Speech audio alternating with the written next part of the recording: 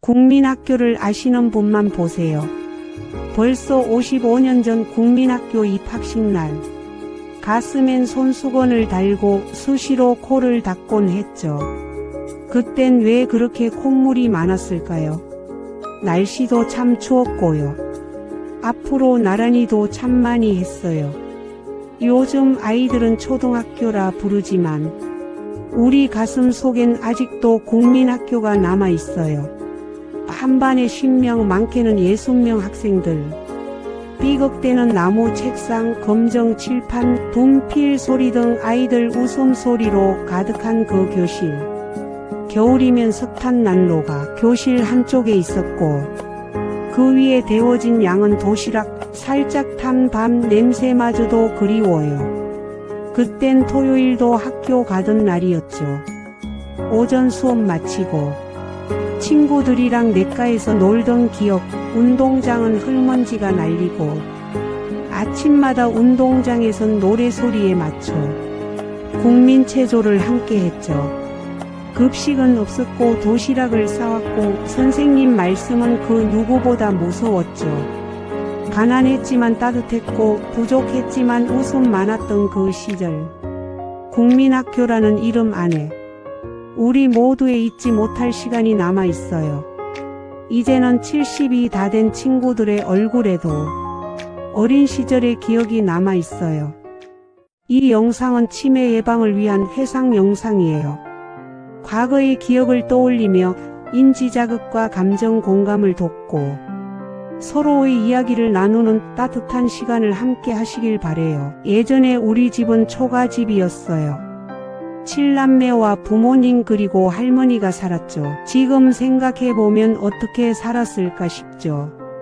볏짚으로 만든 지붕과 항토벽 그리고 마루와 나무틀에 한지를 바른 방문, 호롱불 등등. 여름에 평상에 앉아 수박을 먹고 우물에 두레박에 물을 퍼올려 대야에 물을 담아 어머니가 등목을 시켜주고 겨울엔 부어간 고무다라이에 따뜻한 물을 담아 목욕시켜주곤 했죠. 부뚜막에 올려진 솥으로 밥을 짓고 겨울엔 아궁이에 장작불이 구들장을 데워 아랫목을 뜨겁게 하고 윗목을 차가웠던 기억과 그리고 무거운 솜니불이 기억이 나요. 저녁이 되면 각 집의 굴뚝에서 나오는 연기들 지금은 참 그리운 기억으로 남았어요. 그리고 어렸을 때 제일 무서웠던 곳. 지금은 사용 안 하지만 변소 또는 뒷간이라 했죠. 겨울밤에 가기엔 너무 무서웠죠. 그래서 방 안에서 사용한 요강이 있었죠. 지금 보면 100년 전에 사용한 느낌이 들어요. 또한 집에 큰 자산인 소를 키우기 위해 외양간 그리고 지푸라기를 잘라 큰 솥단지에 끓이는 여물이 있었어요.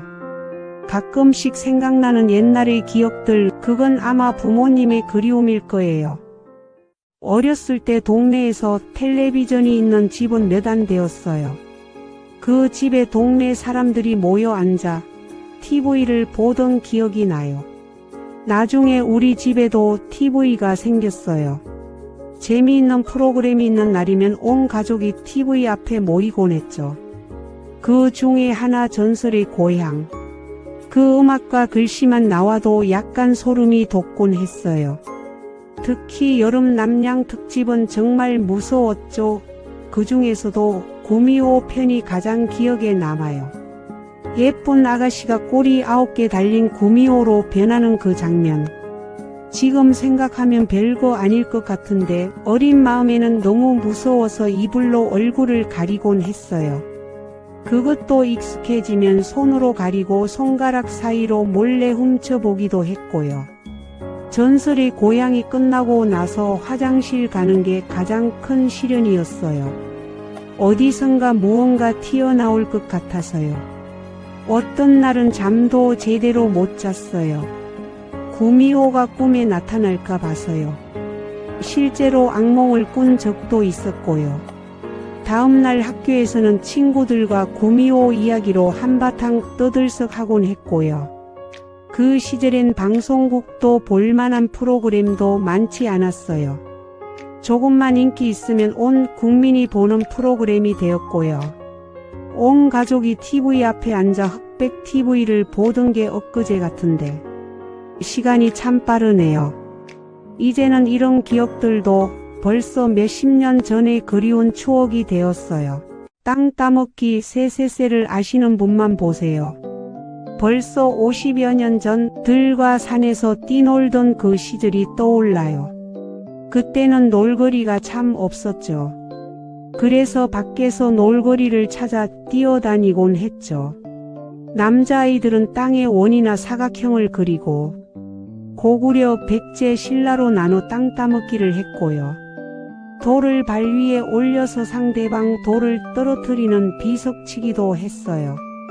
가끔은 남녀가 함께 말뚝박기를 하며 어깨 위에 올라가서로 웃기도 했죠.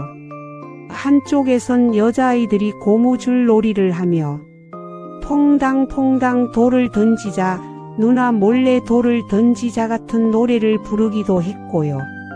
남자아이들은 고무줄을 끊고 도망가고 여자아이들은 그 뒤를 쫓아다녔어요. 지금 생각해보면 참 열정을 다해 놀았던 것 같아요. 그런 마음으로 공부도 했더라면 아이들이 많을 땐 무궁화 꽃이 피었습니다를 하며 함께 놀았고 등에 동생을 업고 하는 누나도 있었어요. 세세세는 노래를 부르며 손뼉치기를 하는데 점점 속도를 올리다 보면 주변에서도 신기해하며 바라보곤 했죠. 푸른 하늘 은하수 하얀 쪽배에 개수나무 한 나무 토끼 한 마리 돛대도 아니 달고 삿대도 없이 가기도 잘도 간다 서쪽 나라로. 그 노랫소리가 아직도 귀에 맴도는 것 같아요. 구슬치기 공기놀이 오징어 게임 숨바꼭질 딱지치기 진돌이 등등. 지금처럼 풍요롭진 않았지만 웃음 많고 즐거웠던 시절. 이제는 노년이 된 우리 얼굴에도 그 시절의 추억은 여전히 남아있겠죠. 어렸을 땐 시골엔 병원이 없어서 많이 아팠을 땐 엄마랑 완행버스를 타고 도시에 있는 병원으로 가곤 했지요. 그때에는 비포장 도로가 많아서 1시간 버스 타고 가는 게 멀미도 나고 어찌나 힘들었는지 기억이 나요. 도시에서 타본 시내버스. 그때는 사람들이 참 많았지요. 시골에도 도시에도. 예전에 버스에는 버스 안내양 누나가 있어 사람들이 많을 때에는 안으로 사람들을 밀어넣고 문을 닫지도 않은 채 팔로 사람들 무게를 버텨가며 외치는 소리가 있었어요. 오라이. 이 소리에 맞춰 버스는 출발했지요. 버스를 타기 위해선 회수권을 사용하기도 했었고 토큰도 사용했던 것도 같아요. 정확히 기억은 안 나지만 몇십 원 했던 것 같아요. 버스 안에서는 앉아있는 사람들, 서있는 사람들 짐이나 가방을 잡아 자기 무릎 위에 놓곤 했지요. 또한 교복 입은 형, 누나들은 왜 그리도 어른스럽게 보였는지요. 버스 안내양 누나가 회수권이나 토큰을 거들어 지나가며 외치던 그 소리. 오라이. 가끔씩 버스 안내양 누나가 회수권이나 토큰을 거들어 다니고 오라이 소리치던 그때가 그리운 건 무엇일까요? 이 영상은 치매 예방을 위한 회상 영상이에요. 과거의 기억을 떠올리며 인지 자극과 감정 공감을 돕고 서로의 이야기를 나누는 따뜻한 시간을 함께 하시길 바래요.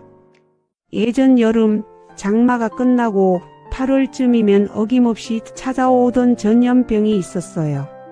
그땐 일본 내염, 콜레라 같은 질병이 유행해서 학교에서도 예방접종을 하곤 했어요. 그리고 마을마다 소독, 방역차가 다녔죠. 부웅 어느 날 마을 어귀에서 들려오는 익숙한 소리, 소독차가 온다. 한 아이가 소리치면 온 동네 아이들이 맨발로 뛰쳐나가 방역차를 쫓아다니곤 했어요. 하얀 연기를 뿜으며 달리는 소독 방역차 뒤를 우리는 두려움 없이 따라갔죠. 기침이 나고 눈이 매워도 괜찮았어요.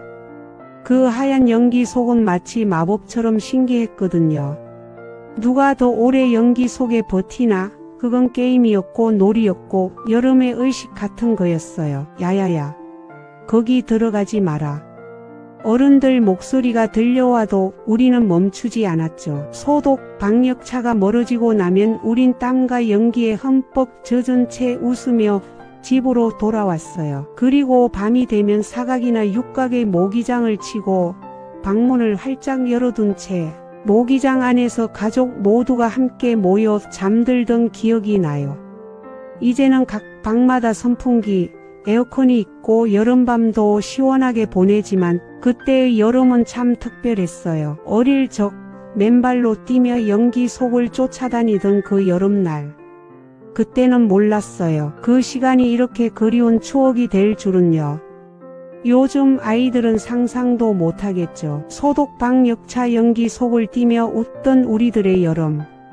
우리의 여름은 그렇게 흘러갔습니다. 하얀 연기 속을 달리던 아이들처럼요. 이 영상은 치매 예방을 위한 회상 영상이에요. 과거의 기억을 떠올리며 인지 자극과 감정 공감을 돕고 서로의 이야기를 나누는 따뜻한 시간을 함께 하시길 바래요.